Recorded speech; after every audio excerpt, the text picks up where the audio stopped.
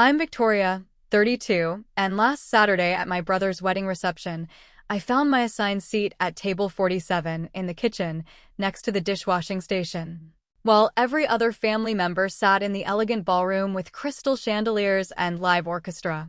The bride's explanation was that I wouldn't fit in with the other guests' sophistication level.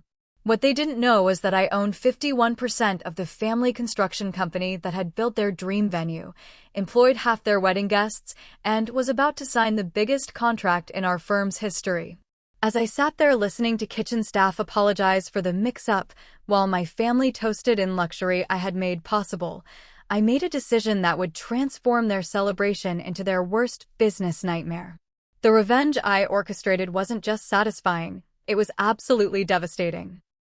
Before we dive into this story of ultimate family betrayal and the corporate revenge that followed, I'm dying to know your predictions. What do you think happens when someone discovers they've been deliberately humiliated at a family event by people whose livelihood depends on their business decisions? Did I fire everyone immediately, sell the company, or find an even more creative way to make them understand their mistake? Drop your theories in the comments below, hit that like button if you've ever been treated like the family embarrassment despite being their success story. And make sure to subscribe because this tale of wedding humiliation and business justice will show you exactly what happens when entitled family members forget who actually holds the power. Trust me, the karma was absolutely perfect. Growing up as the middle child between my older brother James and younger sister Caroline, I learned early that intelligence was threatening to people who valued appearance over substance.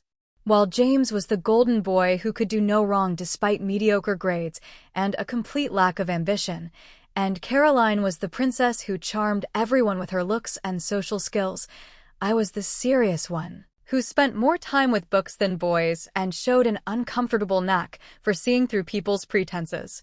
The family dynamic was established in high school when I graduated valedictorian, while James barely managed to graduate at all.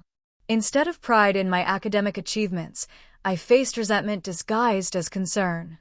Victoria is so smart, but she really needs to work on her social skills, Mom would tell relatives, as if my intellectual accomplishments were somehow embarrassing compared to James's popularity and Caroline's homecoming queen crown.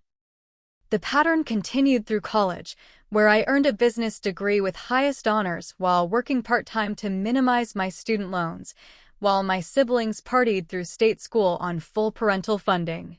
When I graduated debt-free and immediately landed a management trainee position at a prestigious consulting firm, the family's reaction was telling.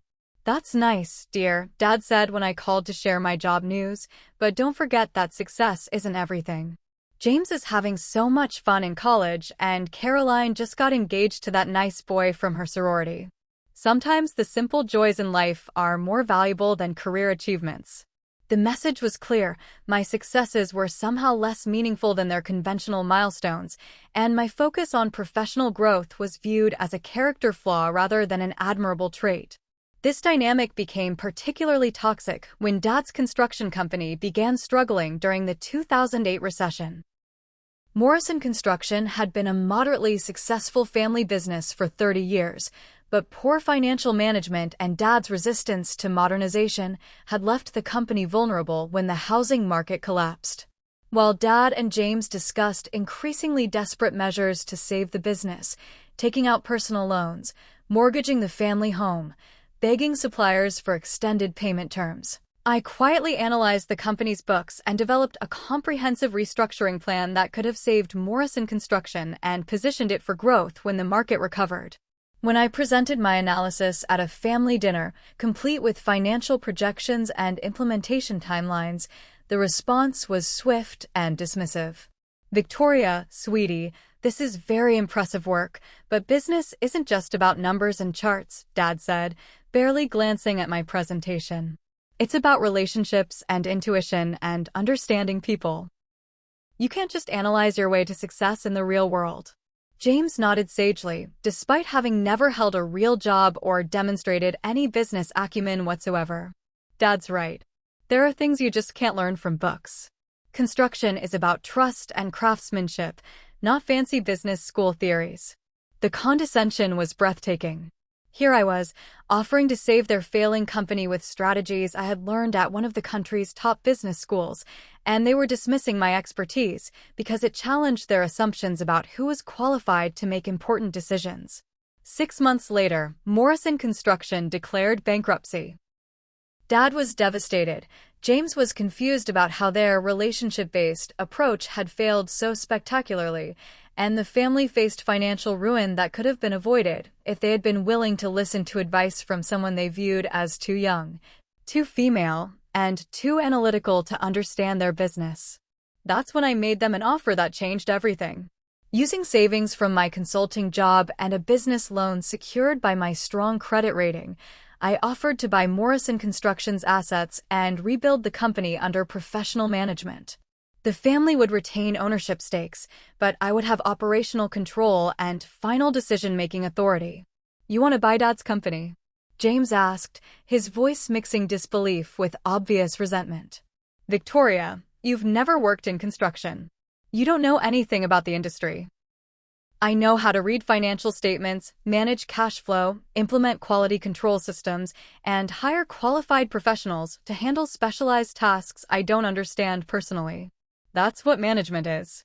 The negotiation was painful and revealed the full extent of their financial desperation. They needed my money to avoid complete ruin, but they resented needing my help and fought every aspect of the deal that gave me actual authority to make necessary changes. Finally, we reached an agreement. I would acquire 51% ownership of the reformed company in exchange for the capital needed to restart operations. Dad would retain 30% and continue as a consultant on project management. James would get 15% and work as operations supervisor. Caroline would receive 4% as a passive investor. The restructuring was brutal but necessary. I fired underperforming employees, renegotiated supplier contracts, implemented modern project management software, and established quality control protocols that Morrison Construction had never used. I also pivoted the company's focus from residential construction to commercial projects, where margins were better and payment schedules were more reliable. Within 18 months, Morrison Construction had not only recovered from bankruptcy, but was generating more revenue than it had ever achieved under Dad's leadership. We had expanded from 8 employees to 25, taken on progressively larger projects, and built a reputation for delivering high-quality work on schedule and under budget. But my success in saving and growing the family business didn't translate into improved family relationships. If anything, my professional achievements seemed to increase their resentment and their need to diminish my accomplishments whenever possible. At family gatherings, they would discuss my work in terms that made it sound like I had been lucky rather than competent. "Victoria's company is doing well," Mom would tell relatives, never acknowledging that it was success I had earned through analysis, hard work, and smart decision-making. The most painful aspect was their treatment of my personal life. Because I was focused on building the business and hadn't married or had children by age 30, they treated me like a cautionary tale rather than a success story. "Victoria is so dedicated to work," Caroline would say with fake sympathy, "but I worry that she's missing out on the important things in life. Career success is nice, but what really matters is family and relationships." The irony was that I was supporting their family relationships through the business success they diminished, and I was building relationships with employees, clients, and community members who respected my achievements rather than resenting them. But the family dynamic was so entrenched that even dramatic business success couldn't change their perception of me as the problematic child who needed to be managed and controlled rather than respected and valued. James, who now earned a substantial salary from the company I had saved and grown, still treated me like his little sister who needed guidance about how the real world worked. Caroline, whose passive investment generated dividends that funded her lifestyle, still made comments about how I should find balance and stop being so focused on achievement. Dad, who had gone from bankruptcy to comfortable semi-retirement because of my business skills, still introduced me to people as my daughter who's very smart but needs to learn that business is about more than just numbers.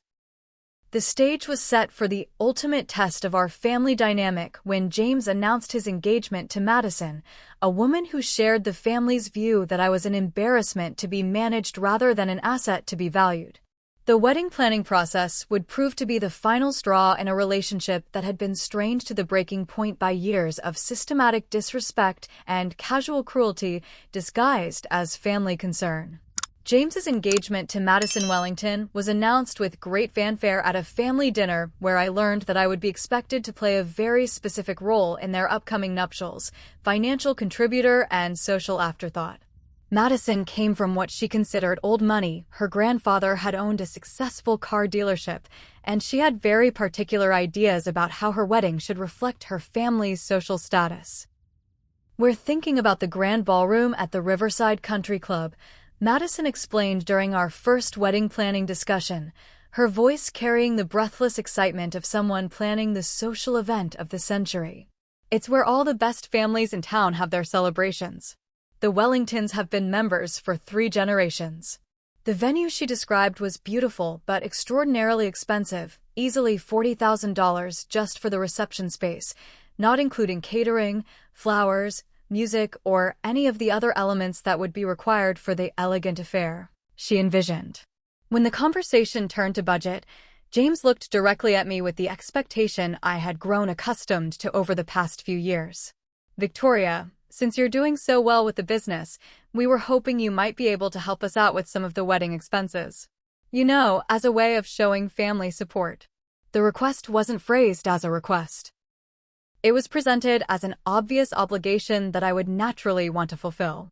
But the amount they were discussing wasn't a modest contribution to help young love get started. They were essentially asking me to fund their entire wedding while they planned an event that would serve as a status symbol for Madison's social aspirations. "How much are we talking about?" I asked. Madison pulled out a leather-bound planner filled with magazine clippings, vendor quotes, and detailed budget spreadsheets that showed more financial planning than James had ever applied to any business decision. "Well, the venue is $42,000, catering is $68,000 for 200 guests, flowers are $18,000, photography is $12,000, the band is $15,000, and then there are smaller expenses like invitations, wedding favors, transportation." She continued reading from her list with the enthusiasm of someone describing a luxury vacation rather than a single-day event. The total budget was approaching $180,000, more than most people spend on a house, for a 6-hour party. "Madison, that's a very expensive wedding," I said carefully. "Have you considered scaling back some of the elements to make it more affordable?" The suggestion was met with the kind of horrified silence typically reserved for major social gaffes. "Scale back." Madison's voice rose an octave. "Victoria, this is my wedding day. This is the most important day of my life. I'm not going to compromise my vision because of money. I understand that your wedding is important, but $180,000 is a significant amount of money. Most successful weddings cost much less than." "Most successful weddings," James interrupted, "aren't celebrating the union of 2 families with our kind of social standing."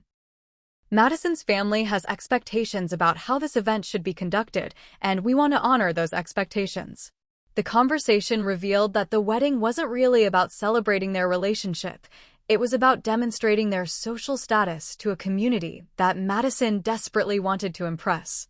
And they expected me to fund this demonstration while being treated as a barely tolerated family member whose presence might embarrass them in front of their sophisticated guests.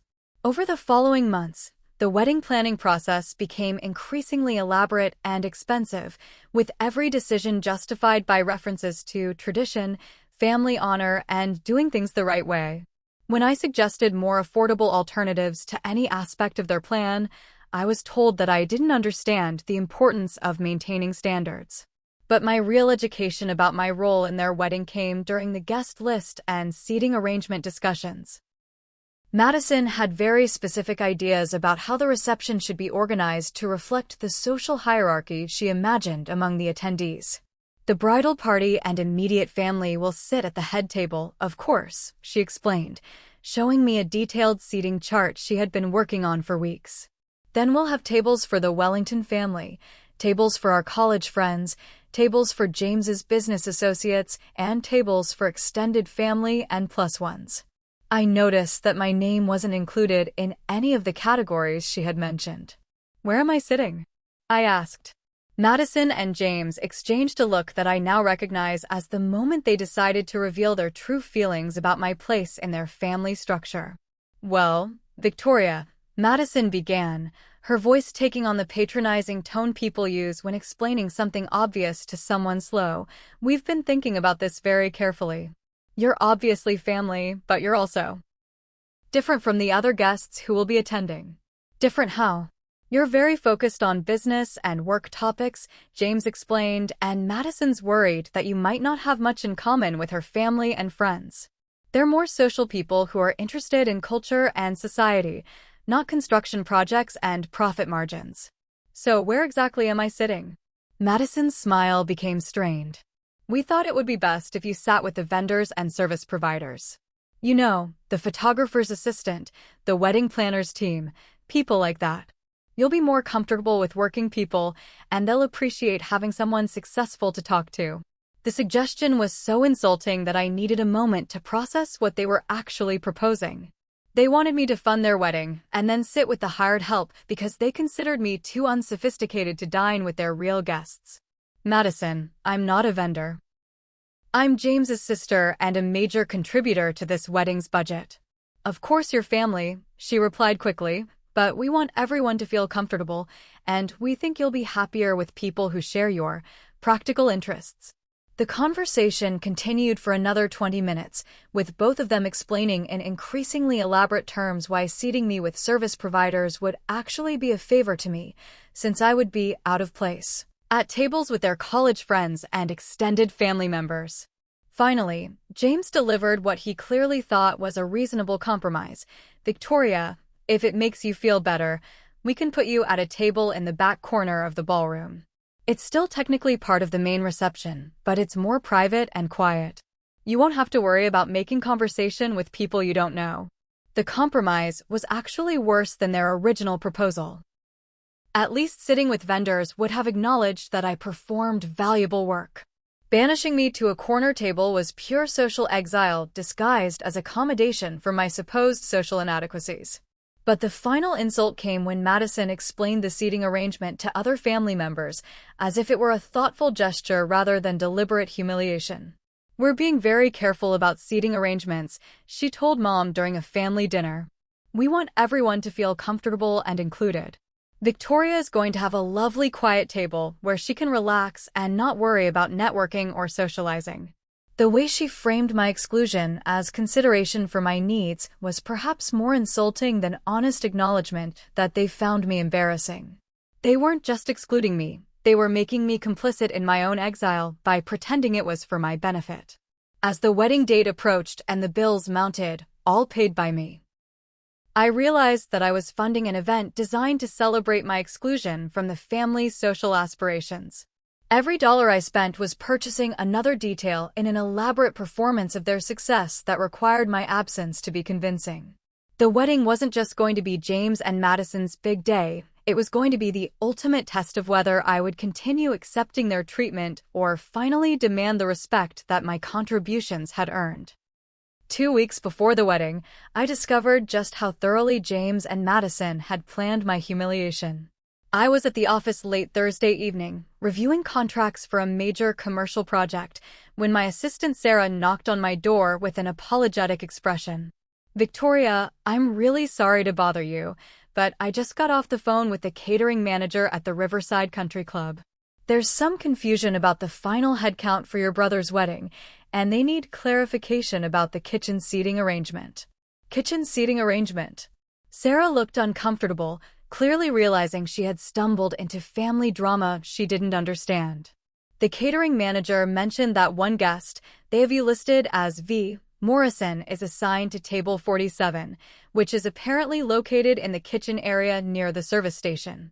They wanted to confirm this wasn't a mistake because it's unusual to seat family members with the catering staff. The blood drained from my face as I realized what had actually happened. The quiet corner table that James had promised me wasn't in the back of the ballroom. It was literally in the kitchen, where I would be seated with servers and dishwashers while the real guests celebrated in the elegant main dining room. "Can you get me the complete seating chart?" I asked, trying to keep my voice steady. Sarah returned 20 minutes later with a faxed copy of the detailed seating plan that revealed the full scope of their deception. The ballroom was laid out exactly as Madison had described months earlier: head table for the bridal party, prime tables for family and important guests, good tables for friends and colleagues, adequate tables for extended family and acquaintances. And then, separate from the ballroom entirely, was table 47 in the kitchen service area, with a place card reading Victoria Morrison next to settings for the photographer's assistant, 2 servers who would be eating during their break, and the wedding planner's intern. I had been funding a $180,000 wedding where I was considered less worthy of dignified seating than distant relatives, college acquaintances, and Madison's sorority sisters. They had taken my money and used it to create an event that literally relegated me to eating with the hired help. But the kitchen seating was just the beginning of what I discovered when I began investigating the full scope of their wedding planning. Using my business connections in the hospitality industry, I was able to obtain copies of all their vendor contracts and see exactly how my money was being spent. The financial breakdown was illuminating and infuriating. They had spared no expense on elements that would impress their guests. Premium bar service, elaborate floral arrangements, a renowned string quartet for the ceremony, a 12-piece band for dancing, and a 7-course dinner prepared by the country club's award-winning chef. But they had also added expenses that had nothing to do with the wedding itself and everything to do with demonstrating wealth and status. Madison had booked the country club's presidential suite for her wedding night at $1,200, charged a $3,000 champagne tasting for the bridal party to my account, and arranged for a fleet of luxury cars to transport the wedding party at $2,500. Every detail had been designed to project an image of success and sophistication, funded entirely by the sister they were planning to hide in the kitchen because her presence might undermine that carefully constructed image. But the most damaging discovery came when I learned about their conversations with other family members about my role in the wedding. Through a mutual friend who worked at the country club, I discovered that Madison had been telling people I was difficult and socially awkward, and that they were doing their best to accommodate my limitations. "Madison keeps apologizing for Victoria's behavior at the wedding," my friend reported. "She's telling everyone that Victoria insisted on controlling everything because she's paying for it, and that they had to put her in a separate area to keep her from causing drama with the other guests. They weren't just excluding me from their celebration, they were proactively destroying my reputation with lies about demanding behavior and social incompetence. They were using my own money to fund an event where they would publicly humiliate me while telling everyone that I deserved that treatment because of my character flaws." The final straw came 5 days before the wedding, when I received a call from Dad asking me to be understanding about the seating arrangement because Madison was under a lot of stress and just wants everything to be perfect. "Victoria, I know the table situation isn't ideal, but Madison's family has very high standards, and she's trying to make sure everyone feels comfortable. Can you please just go along with this for James's sake? Dad, they've seated me in the kitchen with the catering staff. It's not really the kitchen, it's just a quieter area away from the main crowd. And you'll probably be more comfortable there anyway, since big social events aren't really your thing." The casualness with which he dismissed my humiliation revealed how completely the family had accepted Madison's narrative about my social inadequacies. In their minds, I deserved to be hidden away because my presence would somehow diminish their celebration. "Dad, I'm not going to pay $180,000 for a wedding where I'm treated like hired help. Victoria, please don't make this about money. This is James's wedding day, and it's important that we all support him. You're being very generous with the expenses, but that doesn't give you the right to dictate how the event should be organized." The conversation revealed the impossible position they had created for me.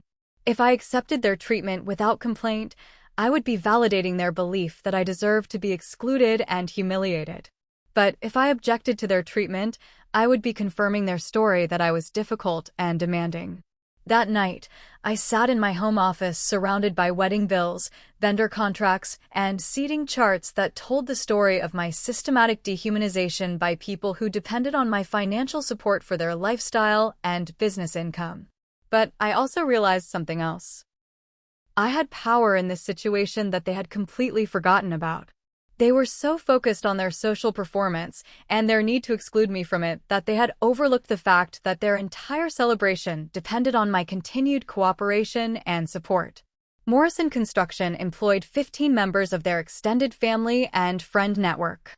The company had contracts with vendors who were providing services for their wedding.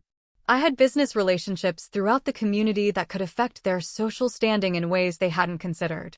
Most importantly, I had the ability to simply stop participating in their fiction that treating me badly was somehow normal or justified. For years, I had accepted their disrespect because I believed that family relationships were worth preserving despite personal cost. But funding my own humiliation while they destroyed my reputation was a cost I was no longer willing to pay. The wedding was going to be educational, but not in the way they had planned. The morning of James's wedding, I woke up with absolute clarity about what needed to happen. For years, I had been funding their lifestyle and tolerating their disrespect because I believed that family loyalty required accepting poor treatment from people you love. But discovering that they were planning to seat me in the kitchen at a wedding I had entirely funded while spreading lies about my behavior crossed a line that couldn't be uncrossed.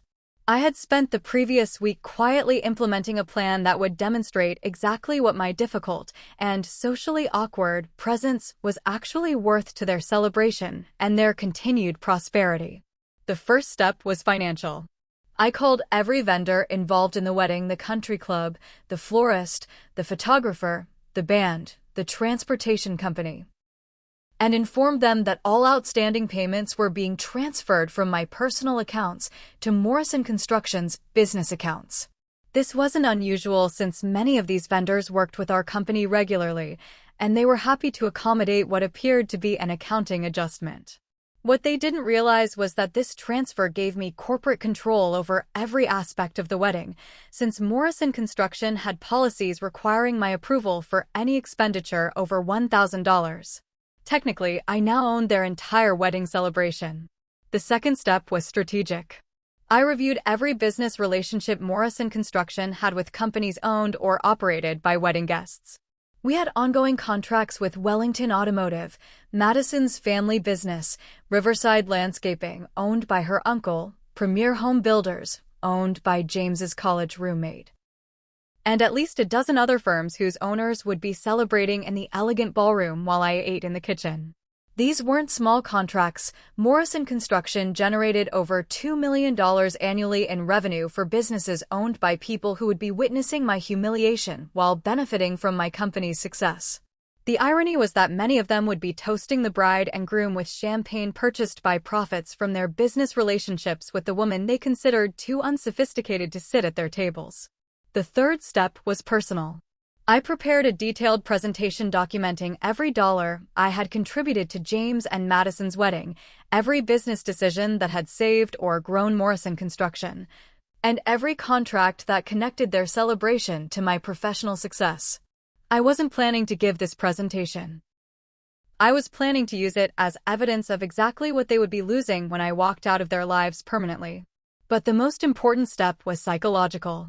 I finally accepted that people who would treat me this badly while depending on my support were not people whose approval I should seek or whose relationships I should value. The grief I felt wasn't about losing James and Madison. It was about finally acknowledging that I had never really had them as family in any meaningful way. I arrived at the Riverside Country Club 90 minutes before the ceremony, dressed in an elegant navy suit that had cost more than most of the guests' monthly salaries. I carried a leather portfolio containing copies of all the wedding expenses I had paid, all the business contracts that connected Morrison Construction to their guest list, and a letter of resignation from my positions in every aspect of their lives. The country club staff were confused when I appeared at the venue, since the seating chart showed me arriving with the kitchen staff during the cocktail hour rather than with family members before the ceremony. "Ms. Morrison, we weren't expecting you until later," the catering manager said apologetically. Your table won't be set up until the reception begins. That's fine, I replied. I won't be staying for the reception. I made my way to the bridal suite, where Madison was surrounded by bridesmaids, makeup artists, and her mother, all fussing over last-minute preparations for her perfect day. The scene was exactly what she had envisioned: elegant women in expensive dresses preparing for a sophisticated celebration that would establish her social status in the community. My appearance in the doorway created an immediate disruption in their careful choreography. Victoria. Madison's voice carried a note of panic rather than welcome. What are you doing here? The wedding doesn't start for an hour, and I thought you were coming later with your seating group. I wanted to give you your wedding gift personally, I said, extending the leather portfolio. Madison took the portfolio with obvious confusion, clearly expecting jewelry or some other traditional gift appropriate for the sister-in-law she was planning to humiliate in front of 200 guests. Instead, she found a comprehensive breakdown of every expense I had paid for her wedding, totaling $184,267, including the additional costs she had added without consulting me. The second page was a list of every Morrison Construction employee who would be attending her wedding, every vendor contract that connected my business to her celebration, and every ongoing business relationship between my company and her guests. The third page was my resignation letter. I'm resigning my ownership in Morrison Construction, effective immediately, I announced to the suddenly silent room. I'm also terminating all business relationships between Morrison Construction and any company owned by people attending this wedding. And I'm revoking authorization for all wedding expenses charged to my accounts. Madison's face went through a series of expressions: confusion, disbelief, and finally dawning horror as she began to understand what I was telling her. Victoria, you can't do this today. This is my wedding day. You're absolutely right, Madison. This is your wedding day. And you've made it very clear that I'm not welcome to celebrate with you. So I'm giving you exactly what you wanted, a celebration without my difficult and socially awkward presence. But the vendors, the payments, everything is scheduled. Everything is scheduled based on payments that are no longer authorized. The country club will need to receive alternative payment for the venue and catering by 3 p.m. or they'll cancel the reception. The band needs their final payment before they'll perform. The photographer won't release any images without payment in full. Mrs. Wellington, who had been silent during this exchange, finally spoke up with the kind of imperious tone that Madison had clearly inherited. Young lady, you cannot hold a wedding hostage over seating arrangements. This is petty and vindictive, and it's exactly the kind of behavior that made it clear you shouldn't be seated with civilized people. Mrs. Wellington, I'm not holding anything hostage. I'm simply withdrawing my financial support from people who consider me too uncivilized to eat at the same tables they do. You're welcome to fund your daughter's celebration using your own resources.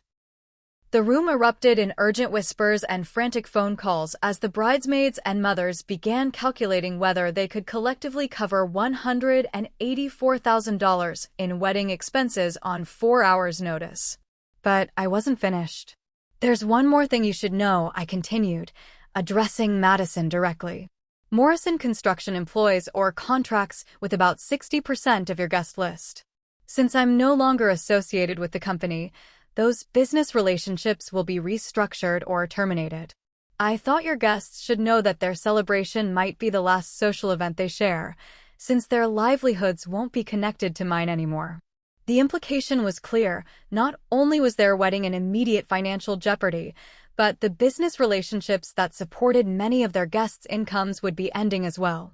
Madison began crying, but they weren't tears of sadness. They were tears of rage and humiliation at having her perfect day destroyed by someone she had considered powerless to resist her treatment. This is insane, she sobbed. You're ruining everything because you're jealous that I'm marrying James and you're still alone. Madison, I'm not ruining anything. I'm simply removing myself from a situation where I was being treated poorly. The wedding can continue exactly as planned. You just need to fund it with your own money instead of mine. I left the bridal suite and walked directly to the groom's preparation area, where James was adjusting his tuxedo with the help of his groomsmen. The atmosphere in their room was relaxed and celebratory. They had no idea that their perfect day was collapsing in the next room. Victoria. James seemed genuinely happy to see me, which made what I was about to do more difficult, but not less necessary. You look great. Are you excited for the big day? James, I need to tell you that I'm withdrawing all financial support for your wedding, effective immediately. The vendors will need alternative payment within the next few hours, or your reception will be canceled. The room went silent as my words sank in. James's expression shifted from happiness to confusion to growing alarm. What are you talking about? Victoria, you can't be serious. I'm completely serious. I've just informed Madison that I'm no longer paying for a wedding where I've been assigned to sit in the kitchen with the catering staff. The kitchen? Victoria, that's not. We just thought you'd be more comfortable in a quieter area. James, table 47 is literally in the kitchen next to the dishwashing station. Did you think I wouldn't find out where you were actually planning to seat me? The groomsmen were staring at James with expressions that suggested they hadn't known about the seating arrangement and found it as appalling as I did. Look, maybe we can fix the seating situation, James said desperately. We can move you to a different table, put you with family. It's too late for seating adjustments, James. This isn't about where I sit. It's about the fact that you thought it was acceptable to humiliate me while using my money to fund your celebration. I handed him a copy of the same portfolio I had given Madison, watching as he flipped through pages documenting exactly how much money I had contributed to their wedding and exactly how many business relationships would be affected by my withdrawal. Victoria, please. We can work this out. We can change whatever you want changed. What I want changed is to stop being treated like an embarrassment by people whose lifestyle I fund. And the only way to accomplish that is to stop funding the lifestyle. I walked out of the groom's preparation room and headed for the exit, leaving behind the sounds of frantic phone calls and urgent discussions about how to salvage their celebration. As I reached my car, I felt something I hadn't experienced in years: complete freedom from other people's expectations and judgments. For the first time in my adult life, I was making a decision based solely on my own self-respect rather than my obligations to family members who didn't respect me. The wedding would either continue without my support, proving that they could afford their sophisticated celebration without my contributions, or it would collapse under the weight of their financial reality, proving that their treatment of me had been both cruel and stupid. Either way, I would never again fund my own humiliation or accept poor treatment from people who benefited from my success while being ashamed of my presence. The real education was about to begin, and this time, they would be the students learning about consequences, accountability, and the actual cost of their behavior. I drove home after delivering my ultimatum and spent the afternoon monitoring the financial and social earthquake I had triggered. By 2 p.m., my phone was buzzing constantly with calls from family members, wedding vendors, and business associates trying to understand what had happened and whether there was any way to resolve the crisis before the 6 p.m. ceremony. The first call came from Mom, her voice shaking with panic and anger. Victoria, what have you done? Madison is hysterical, James is talking about canceling the wedding, and the country club says they'll shut down the reception if they don't receive payment by 3 p.m. This is insane. What I've done is stop paying for an event where I was assigned to eat in the kitchen while everyone else enjoyed the elegant ballroom. If they want to continue with their celebration, they're welcome to fund it themselves. The kitchen? Victoria, I'm sure that was just a mistake. Mom, I have the official seating chart. Table 47 is in the kitchen service area next to the dishwashing station. This wasn't a mistake. It was a deliberate decision to humiliate me while using my money to fund their celebration. But you can't just destroy James's wedding over a seating arrangement. This is his special day. I'm not destroying anything. I'm simply refusing to pay for my own humiliation. They can have their special day. They just need to pay for it with their own money. The second call came from Dad, who tried the guilt and obligation approach that had worked on me for years. Victoria, I understand you're upset, but you're hurting innocent people with this tantrum. The vendors, the guests who've traveled from out of state, Madison's family, none of them deserve to suffer because you're having a disagreement with James. Dad, this isn't a tantrum or a disagreement. This is me finally setting boundaries with people who've been taking advantage of my generosity while treating me like an embarrassment to the family. But the business, Victoria. If you really resign from Morrison Construction and terminate those contracts, you'll be hurting dozens of families who depend on that income. Is your pride really worth destroying other people's livelihoods? The question revealed his fundamental misunderstanding of the situation. In his mind, I was being selfish by refusing to continue subsidizing poor treatment. He couldn't see that the people who would be hurt by the loss of Morrison Construction's business were the same people who had been celebrating my exclusion while profiting from my success. Dad, those people made business decisions based on relationships with someone they were planning to publicly humiliate. If they lose income because I won't tolerate disrespect, that's a consequence of their poor judgment, not my selfishness. By 3 p.m., I started receiving calls from wedding guests who had heard about the financial crisis and were trying to broker some kind of resolution.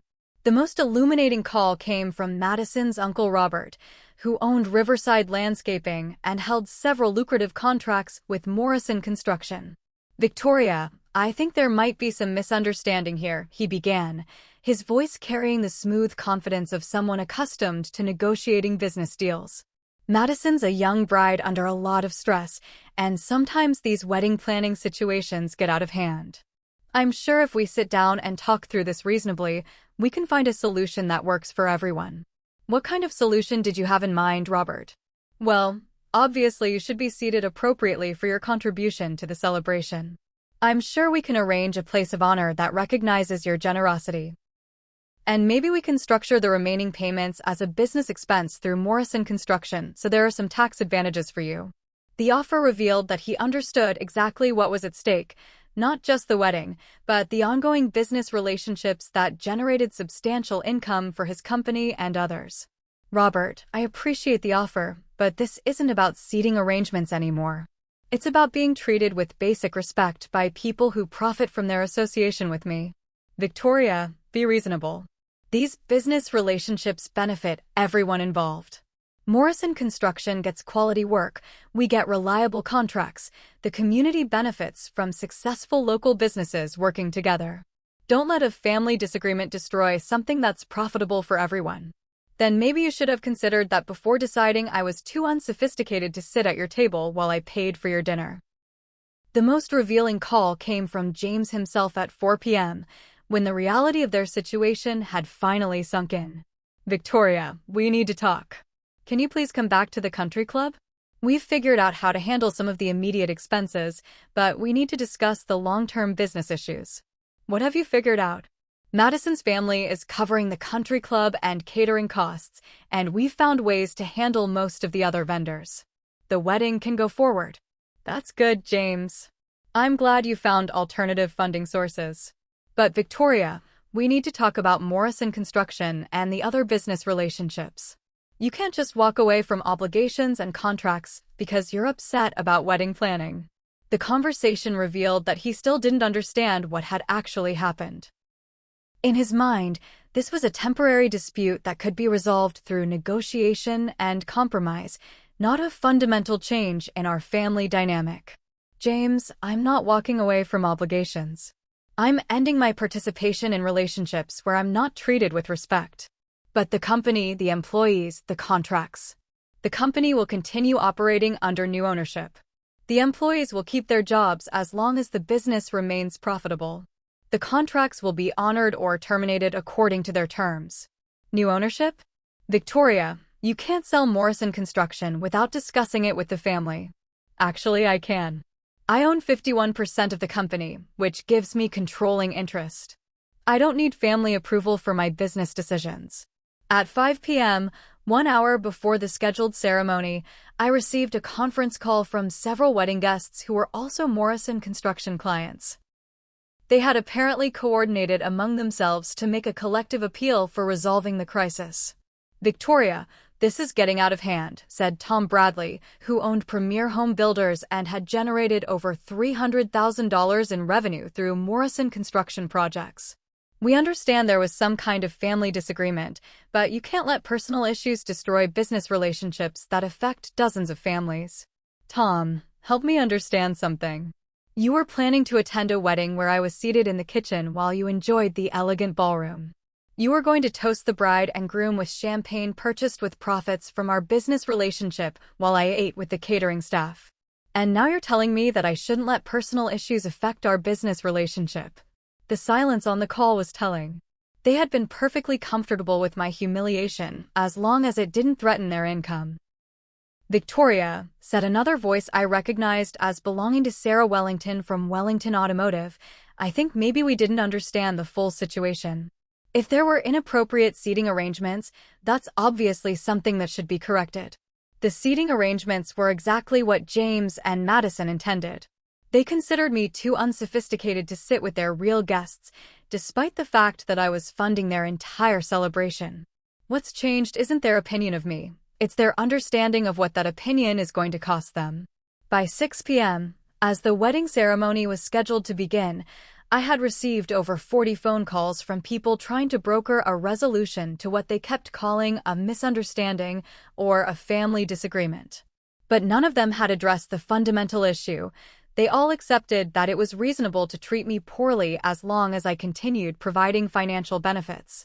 At 6:30 p.m., I received a text message from Sarah, my assistant, who had apparently been contacted by someone at the wedding venue. Victoria, I'm getting calls about whether Morrison construction contracts are still valid. Several clients are panicking about projects scheduled to start next week. What should I tell them? I realized that my withdrawal from the wedding had created uncertainty about business commitments that extended far beyond the celebration itself. Companies that depended on Morrison Construction were facing the possibility that their projects might be delayed or canceled if I followed through on my threat to restructure the business. The wedding that was supposed to celebrate James and Madison's union while demonstrating their social status had become a symbol of their poor judgment and the financial consequences of treating people badly while depending on their continued support. At 7 p.m., as the reception was scheduled to begin, I made one final decision that would determine whether this crisis was temporary or permanent. I called my lawyer and instructed him to begin the paperwork to sell my controlling interest in Morrison Construction to Jennifer Chin, the minority-owned contractor I had been working with on several projects.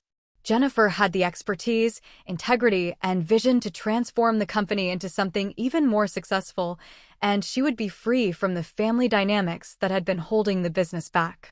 The decision wasn't about spite or revenge, it was about recognizing that I could build something better without the constant burden of managing people who resented my success while depending on it. By 8 p.m., as the wedding reception reached its peak, I was having dinner at my favorite restaurant with Marcus, celebrating not the end of toxic family relationships, but the beginning of authentic ones based on mutual respect rather than financial obligation. The best part wasn't the dramatic exit or the business consequences, it was the quiet satisfaction of finally choosing my own worth over other people's approval. The Monday morning after James's wedding, I arrived at Morrison Construction's office to find my assistant Sarah surrounded by stacks of messages, contract documents, and urgent requests from clients who had spent the weekend panicking about the future of their projects. The wedding crisis had morphed into a full-scale business emergency that affected dozens of companies and hundreds of jobs. Victoria, thank God you're here, Sarah said, her voice carrying the exhaustion of someone who had fielded emergency calls all weekend. I've got Wellington Automotive demanding immediate clarification of their contract status, Riverside Landscaping threatening legal action if we breach existing agreements, and at least 15 other companies trying to understand whether their projects are still moving forward.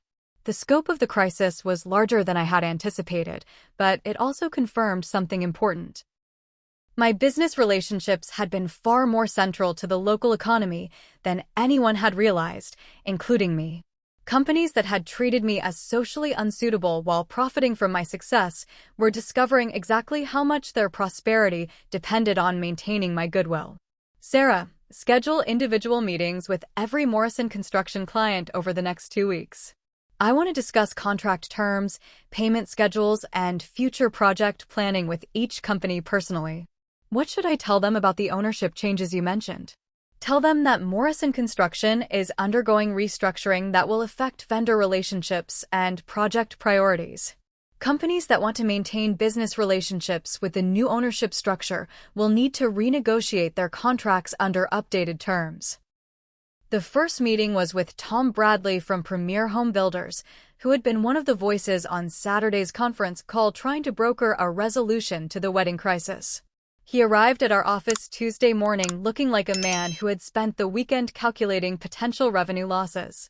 "Victoria, I'm glad we can sit down and discuss this situation rationally," he began, settling into the chair across from my desk with the confidence of someone who expected to negotiate his way back to favorable business terms. "Before we discuss anything, Tom, I want to understand something. You were planning to attend a wedding where I was seated in the kitchen while you enjoyed premium accommodations funded by my money. Help me understand how you reconciled celebrating my humiliation with expecting continued business relationships." The directness of the question clearly caught him off guard. He had probably prepared arguments about contract terms and mutual benefits, not explanations for his willingness to participate in my public embarrassment. "Victoria, I honestly didn't know about the seating arrangements until Saturday afternoon when everything started falling apart. If I had known you were being treated inappropriately, I would have said something. You didn't know, but you also didn't ask. You simply assumed that James and Madison's assessment of my character was accurate and that their treatment of me was justified. I suppose I trusted their judgment about family dynamics that I didn't fully understand. And now you want to trust my judgment about business relationships that affect your company's profitability. Help me understand why your trust should work in both directions when it clearly hasn't in the past." The conversation continued for an hour, with Tom gradually realizing that restoration of our business relationship would require more than apologies and promises to be more careful in the future. I wasn't just angry about the wedding, I was fundamentally reassessing relationships with people who had shown poor judgment about my character while benefiting from my professional success. The meeting with Sarah Wellington from Wellington Automotive was even more revealing. She arrived with a legal folder full of contract documents, clearly prepared to argue that Morrison Construction had binding obligations that couldn't be terminated due to personal disputes. "Victoria, I understand there were some unfortunate misunderstandings over the weekend, but we need to separate business relationships from family disagreements," she began, spreading contracts across my desk with the efficiency of someone making a legal argument. "Sarah, help me understand what you think was misunderstood. Were you or were you not planning to celebrate at a wedding where I was assigned to eat in the kitchen while you enjoyed accommodations I had funded? I was told that you preferred a quieter seating arrangement because large social gatherings made you uncomfortable. And you believed that someone would prefer to eat in the kitchen with dishwashers because they found ballrooms uncomfortable?" The question forced her to confront the absurdity of the story she had accepted without question. She had believed Madison's explanation because it was convenient to believe, not because it was plausible. "Victoria, regardless of what happened with the wedding arrangements, Wellington Automotive has contracts worth over $400,000 in business with Morrison Construction. You can't simply walk away from those obligations." "I'm not walking away from anything, Sarah. I'm restructuring business relationships to reflect updated priorities and partnership criteria. If Wellington Automotive wants to continue working with Morrison Construction, we'll need to negotiate new terms that reflect the current business environment." "What kind of new terms?" "Terms that acknowledge Morrison Construction is owned and operated by someone whose judgment you apparently don't trust in social situations, but whose business decisions you want to profit from. I need to understand how that contradiction works before I commit to long-term business relationships." The most difficult conversation was with Robert Wellington, Madison's uncle and the owner of Riverside Landscaping. He had been one of the primary voices encouraging me to be reasonable about the wedding situation, and his company held the largest contract with Morrison Construction, a 3-year agreement worth over $800,000 in total business. "Victoria, let's cut through all the emotional stuff and talk about practical realities," he said, arriving at Thursday's meeting with the aggressive confidence of someone who believed his contract size gave him negotiating leverage. "Madison is young and made some poor decisions about wedding planning. James got caught up in trying to please his new wife. These things happen in families, but they shouldn't destroy business relationships that benefit everyone involved. Robert, you attended a wedding where your niece seated me in the kitchen after I paid for her celebration. You toasted her marriage with champagne purchased with profits from our business relationship while I was excluded from the dining room. And now you want me to ignore that because business relationships are separate from personal treatment. Victoria, you're taking this too personally. Business is business. Personal feelings shouldn't affect professional decisions. But personal judgments do affect professional decisions, Robert. You made a personal judgment that it was acceptable for me to be humiliated as long as your business interests weren't threatened. That tells me something important about your character and your reliability as a business partner. Are you seriously going to destroy a profitable business relationship because of wedding seating arrangements? I'm seriously going to evaluate all business relationships based on whether I trust the character and judgment of the people involved. Your behavior last weekend gave me new information about your character. The restructuring process took 3 weeks and resulted in a complete transformation of Morrison Construction's client base and business model. Companies that had shown poor judgment about my character while expecting continued access to profitable contracts found themselves replaced by competitors who were eager to work with a successful business owner regardless of her social status. Wellington Automotive lost their contracts to a family-owned shop that appreciated Morrison Construction's quality and reliability. Riverside Landscaping was replaced by a woman-owned business that brought innovative approaches and competitive pricing. Premier Home Builders found their projects transferred to a minority-owned construction company that had been trying to break into larger commercial projects for years. The transition wasn't seamless. Some projects were delayed while new partnerships were established, and some long-time relationships ended badly when former clients realized their contracts wouldn't be renewed. But the new business relationships were healthier and more profitable, based on mutual respect rather than social obligation. But the most significant change was in my family relationships. The wedding crisis had forced everyone to choose sides, and the results were illuminating. Mom and Dad initially tried to broker reconciliation through guilt and family obligation, but they gradually began to understand that the problem hadn't been wedding seating arrangements. It had been years of systematic disrespect that the wedding had simply made visible. Caroline surprised me by calling 2 weeks after the wedding with an apology that seemed genuinely thoughtful rather than strategically motivated. Victoria, I need to tell you that I never realized how badly James and Madison were treating you until I saw their seating chart. I was so focused on my own life that I didn't pay attention to how the family dynamics were affecting you. I'm sorry for not speaking up when I should have. But James and Madison were unrepentant, convinced that I had overreacted to a minor social slight and destroyed relationships out of spite and vindictiveness. They had managed to fund their wedding through family loans and credit cards, but the financial stress of carrying $180,000 in debt while losing access to business relationships that had supplemented James's income was beginning to strain their new marriage. The most telling development came 6 months later, when James called with a business proposition that revealed how completely their situation had changed. Victoria, I've been thinking about our family situation, and I want to discuss the possibility of working together again. Madison and I have learned a lot over the past few months, and we think there might be opportunities for collaboration that would benefit everyone. The call wasn't an apology. It was a sales pitch from someone who had finally realized the financial consequences of their treatment and wanted to restore access to income they could no longer afford to lose. James, what kind of collaboration did you have in mind?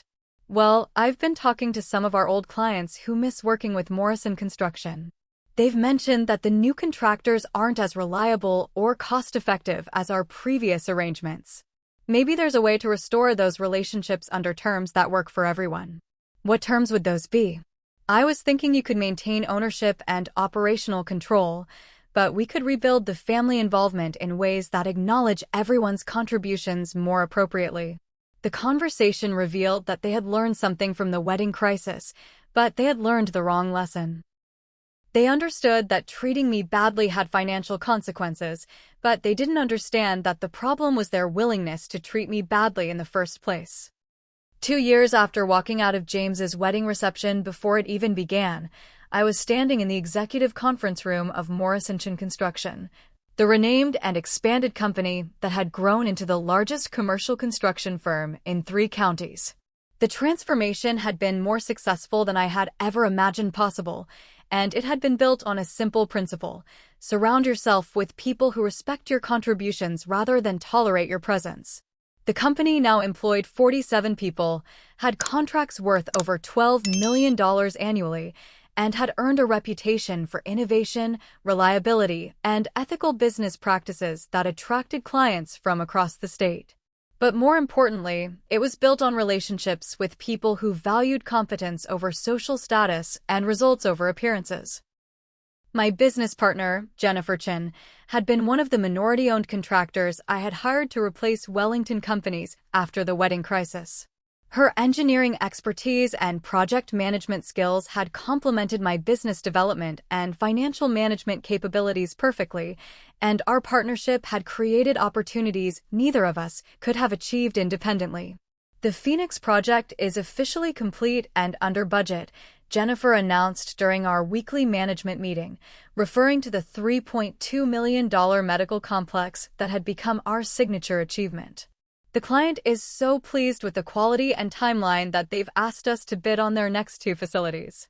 The Phoenix project had been particularly satisfying because it had been originally awarded to Premier Home Builders, Tom Bradley's company that had lost Morrison Construction's business after the wedding crisis. When Tom's company had failed to meet deadline and quality standards, the client had terminated their contract and hired Morrison Construction to complete the project.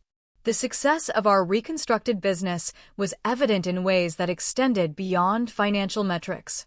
Our company culture attracted talented employees who appreciated working for a firm that prioritized competence and character over nepotism and social connections.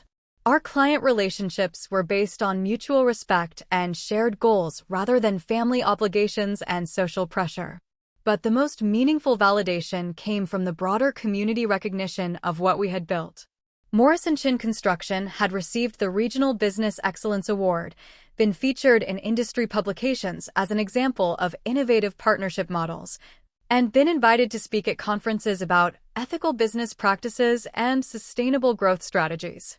The personal transformation had been even more dramatic. Without the constant stress of managing family members who resented my success while depending on it financially, I had energy and resources to pursue interests and relationships that actually brought joy to my life. I had joined professional organizations, traveled extensively, developed hobbies that interested me rather than impressed others, and built a social circle of people who valued intelligence and achievement rather than considering them embarrassing character flaws. Most surprisingly, I had met someone who appreciated my ambition and success rather than being threatened by them. Marcus Rivera was a civil engineer who worked for the State Department of Transportation, and our relationship was built on shared interests and mutual respect rather than financial dependency or social obligation. "I love that you're passionate about what you do," he had told me early in our relationship. "So many people just go through the motions at work, but you've built something that matters and you're proud of what you've accomplished." That's incredibly attractive. Dating someone who celebrated my achievements rather than minimizing them was a revelation that helped me understand how much emotional energy I had been wasting on people who fundamentally didn't like who I was. But the ultimate validation came 18 months after the wedding crisis, when I received an unexpected phone call that proved just how completely the power dynamics had shifted. "Victoria, this is Madison," the voice began, carrying none of the confident superiority I remembered from our wedding planning conversations. "I was hoping we could talk." "What did you want to discuss, Madison?" "Well, James and I have been going through some financial difficulties since the wedding, and we've been trying to figure out ways to improve our situation. We were wondering if there might be opportunities for James to work with Morrison Construction again, maybe in a consulting capacity or project management role." The request was breathtaking in its assumptions. After publicly humiliating me and spending 2 years insisting that my reaction had been an overreaction to minor social etiquette issues, she was asking me to provide employment opportunities for James. "Madison, What makes you think Morrison Construction would be interested in working with James?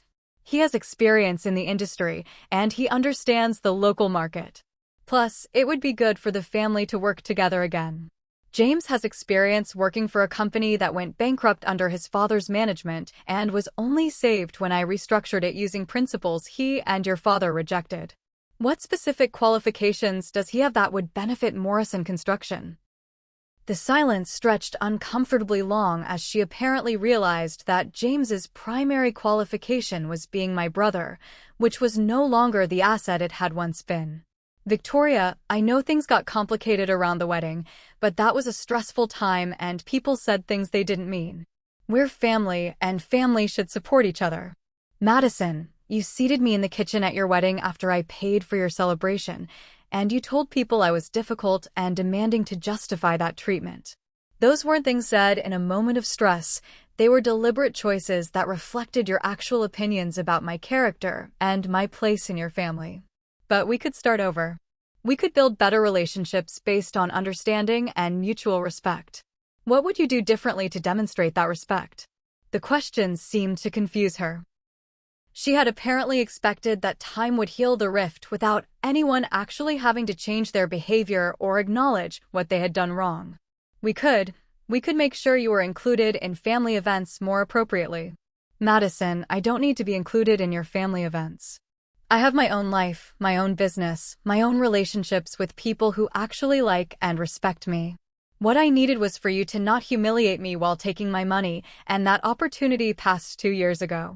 The conversation ended badly, with Madison accusing me of holding grudges and being unforgiving, apparently unable to understand that consequences aren't the same thing as punishment. But the most satisfying moment came 6 months later, when I received an invitation that proved just how completely the social dynamics had changed. The Riverside Country Club, where James and Madison had held their wedding, invited me to join their board of directors. The same venue where I had been considered too unsophisticated to eat in the main dining room was now recruiting me for leadership positions because of the business success and community reputation I had built. The irony was perfect. The people who had excluded me from their celebration were now seeking my involvement in their governance because my achievements had made me exactly the kind of community leader they wanted to associate with. I accepted the board position, not because I needed their validation, but because it gave me influence over policies and membership decisions that could benefit other accomplished people who might be unfairly judged by superficial social criteria.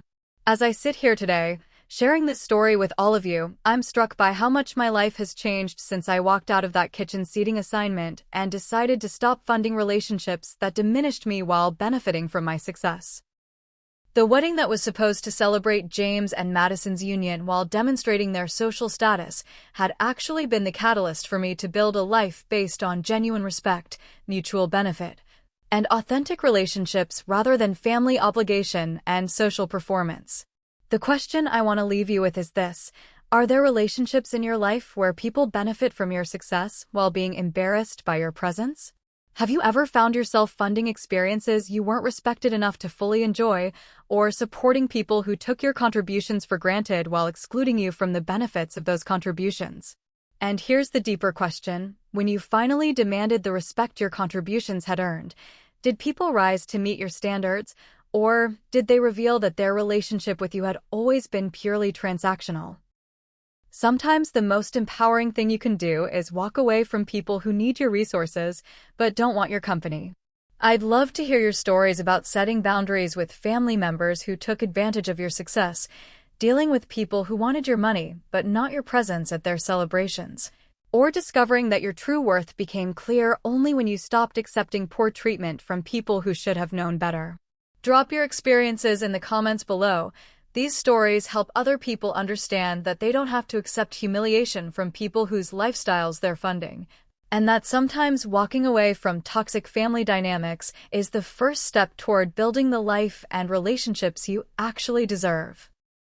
If this resonated with you, please hit that like button and subscribe for more stories about family business drama, professional boundaries, and the satisfaction that comes from choosing self-respect over family obligation.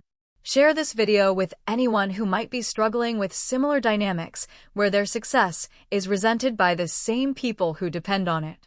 Thank you for listening to my story and for being part of this community where we can talk honestly about the complex realities of family relationships, business ethics, and the courage it takes to demand the respect your contributions have earned. Remember that you don't have to accept poor treatment from people whose prosperity depends on your continued support, and that the family members who truly love you will celebrate your success rather than being threatened by it. Sometimes the people who try to seat you in the kitchen while taking your money are showing you exactly who they are. And it's okay to believe them and build your empire accordingly. Don't forget to comment with your own stories about family business drama and standing up for your worth. Like this video if it helped you process similar experiences. Subscribe for more honest conversations about professional and family boundaries. And share this story with anyone who needs to hear that their success should be celebrated, not hidden away because it makes other people uncomfortable. Until next time, remember that the people who are embarrassed by your presence while depending on your resources aren't your real family. Your real family celebrates your achievements and wants you at the head table, not in the kitchen. Sometimes the best revenge is simply building a life so successful and fulfilling that their opinion of you becomes completely irrelevant to your happiness and prosperity.